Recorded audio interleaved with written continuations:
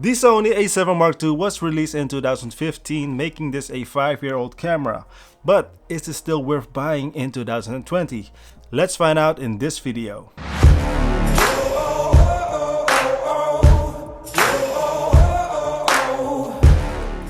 What's going on, guys? Gary Amon here, back again with a new video. Hope everybody's feeling safe and is healthy. Let's begin right away with this video because I got a lot of things to talk about, to discuss about, and it's going to be a long video. So I hope you got some drinks with you. I hope you got some snacks with you as well. So sit back, relax, strap on your seatbelt or something like that. Let's begin with the outside of this camera. How does it look? How does it feel? What does it have on the outside? This camera is very compact. It feels lightweight. If you have a Sony A7 III, then this feels like a trimmed down or slimmed down version of the Sony A7 III. What if you got the Sony A7, the original one? Then this camera feels a bit more beefier. It's a little bit bigger than the Sony A7 Mark I, but smaller than the Sony A7 Mark III. Let's talk about the feeling. The grip is, for me, it's alright. It's good. To me, the grip is very nice, and as you see, I can wrap all my fingers around it. But I can imagine that people with larger hands might want to invest in a battery grip. So what does it have on the outside? What you have as inputs, you got the microphone input and the headphone jack. I still think that the how you enter those inputs is still a little bit flimsy. In the original Sony A7 I, the Mark I, it has those doors which I really like. But then in the Sony A7 II and the Sony A7 III, you got these weird hanging flippy things, which I really don't like, because I think in the long run it will actually break off. You got the USB-C and the micro HDMI ports, and that's about it. You don't have anything else. You got one SD card slot, which is okay to me. If you do weddings, you might want to have a dual card slot just to have a little bit of ease of mind. But you know, back in the old days, a single card slot is just fine. Just use a SD card that is very reliable. The battery life itself, just with one single battery, you can get around 3 hours or so. If you do a combination between photos and video, at least how I got it. Maybe you got a larger battery life. It has a small battery, and this also fits in the Sony APS-C camera. So it's a nice battery, not the best in town. The newer batteries are of course better, but this will last you around 3 hours or so. So I would recommend buying additional batteries. I think it's a must if you have this camera actually. And also, as a pro tip, use this camera with the flight mode on so that you can have a longer battery life. It will really help extending your battery life of this camera. The button placement. I'm very used to Sony cameras, so to me it feels very natural. You got the front dial and the back dial that is for your aperture and for your shutter speed, the on and off button and the customize button. Everything with the C1, C2, C3, C4, those can be customized. Everything feels quite good. The placement, the button placement is logical, doesn't feel weird at all or something. And of course the menu system. I'm not going to dive in real deep into the menu system, but it is still a Sony menu system, meaning it might be at first a little bit overwhelming and might be a little bit too much and confusing. Still, I'm using now Sony cameras for like 6 years or so, 7 years maybe. And still sometimes I still need to find some settings, because when you have something on, other things might be off, but you really get used to that if you use it a lot. I think the screen itself is just a regular screen. It's not the best in town. It's not touchscreen, but it works. You can see what you want to see, and you know, it's just a screen. It's not the brightest, not the most detailed. I think it's okay. You know, it's not a new camera, so I think what it can produce is just okay. The viewfinder itself is very useful as well. I think it's bright enough. Even in sunny weather conditions, sunny days, it is very nice. It is good.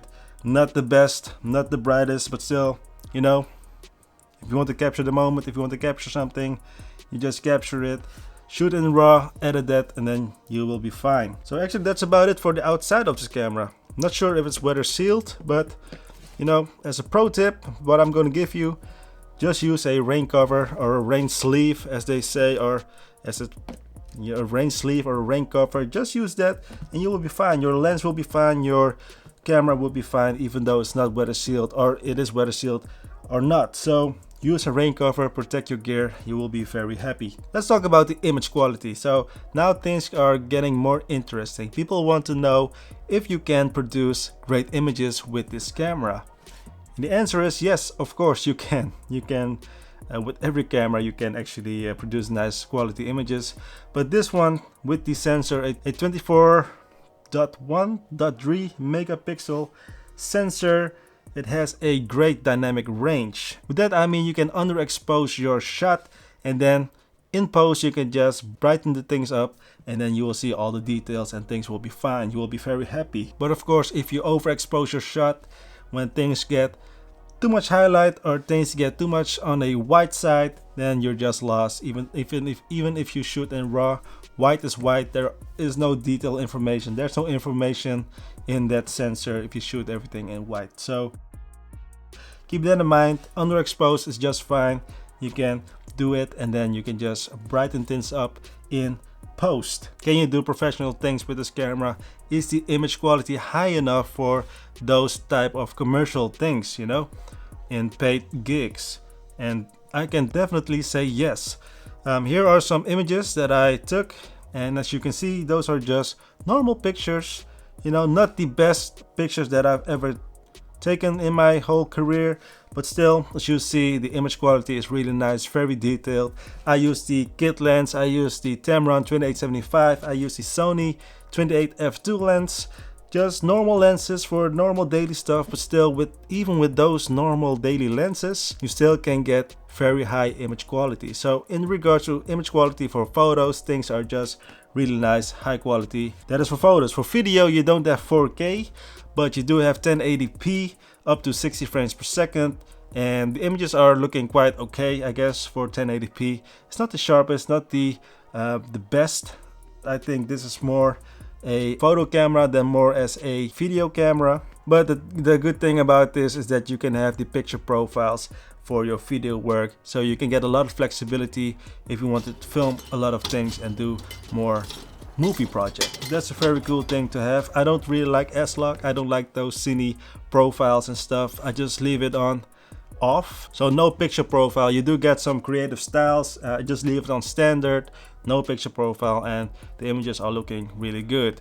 Even in low light conditions, backlit conditions, things are looking really nice. You know, even for professional work, you can use it. But if a client wants to have 4K footage, you can export it as 4K. But you know, you don't want to lie to yourself. You just want something that can do 4K straight from the bed, and then you will be much more happier, and your client will be much happier with something that can do 4K straight out of the gate. Image quality, both for photo, video, really good, really nice. Photo is top notch, high quality, professional quality. Video 1080p is good enough for YouTube, good enough for some client work. You might use it if you don't have any options, but you know, it's possible, but you know what I mean. Let's talk about the performance. Sony autofocus is very well known and very fast, as you might know as well. The autofocus is very reliable.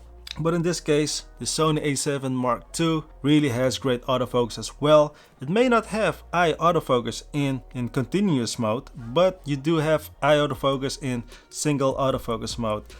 So if you have a model that is in front of you but is standing fairly still at the same spot, then you can use that little button and it will grab the eye just fine, and your photo will be very sharp. So that's quite handy, but you know, it's an older camera. Do you really need eye autofocus in an older camera? I think if you want to start out with portrait shooting, then any camera would do. And this one, the face detection is also very good. You can use face detection mode and everything will be fine. So the autofocus is very reliable. If you do landscape or nature photography, the chances are that you are shooting on manual. So manual focus with that, I mean. So yeah, performance wise for photo, it's very nice, reliable, both in low light and backlit situations. No problems whatsoever. Of course, it is not as fast as the newer cameras, but it's definitely faster than the Sony A7 Mark I. So the Sony A7 Mark I is fast, but not as fast as the Sony A7 II. The Sony A7 II is fast, but not as fast as the Sony A7 III. So you can imagine how fast the Sony A9 is, for instance, which is a really crazy fast autofocusing lens or lens camera. Alright, so performance wise for photo, really nice, really good, reliable. I would use it for a wedding, for instance, with no issues whatsoever. What if you want to do sports? So you want to have a very high burst of photos. How fast is this really? Well, I have here a series of photos from a moving child, and as you see, everything is quite sharp. It's looking very good, but as you see, there are some steps missing. It's now on continuous high. Let's take a couple of shots, put it nice and close to the mic. You know, it's not very fast, but it's fast enough maybe for most of you out there. But if you really want to capture very fast things, then this is definitely not the camera for you. But it's fast enough if you want to capture moments from normal people. Let's put it that way. The autofocus in video works really well. As you see in this example, it just follows my face, follows my head, and without any real issues. This is also inside, indoors, with not the best lighting, but still, you know, it works. Here's a little footage of outside in a darker situation, and as you see, everything looks really good and really well without no real issues. It doesn't hunt back and forth. So I was using here, I think, the Tamron 2875 f2.8, and as you see, it just works really well. I've talked about the body, the image quality, the performance. All of those three are actually quite nice, so I don't have really big complaints with this camera. So I think I can answer the big question, if this camera is worth buying in 2020, and I can definitely say a big yes. This camera is definitely worth buying in 2020, especially for the ones that don't want to invest too much money, like $1,500 or $1,700 or 1,800 euros or so for the Sony A7 III, which is, of course, it's a better camera, but if you only want to do landscape, for instance, then the Sony A7 Mark II is really a nice one.